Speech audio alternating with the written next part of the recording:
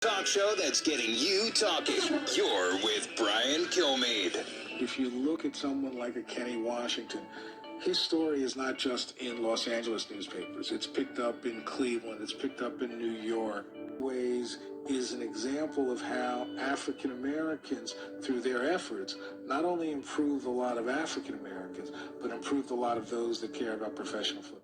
And that is director of the National Museum of African American History and Culture, as Kenny Washington broke the color barrier in what we now know as the National Football League. They were integrated in college, but not in the pros. People focus on Jackie Robinson.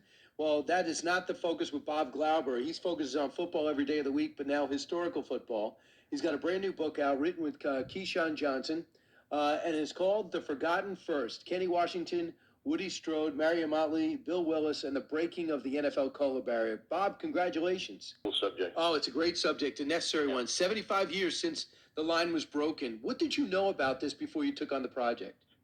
Brian, I embarrassingly knew very little about it. And as I kind of came to realize, and with Keyshawn as well, no one really knows much about the history of integration in the NFL. You know, everyone knows Jackie Robinson, but very few people know that football, the color line was crossed the year before Jackie Robinson joined baseball. Just didn't know this story.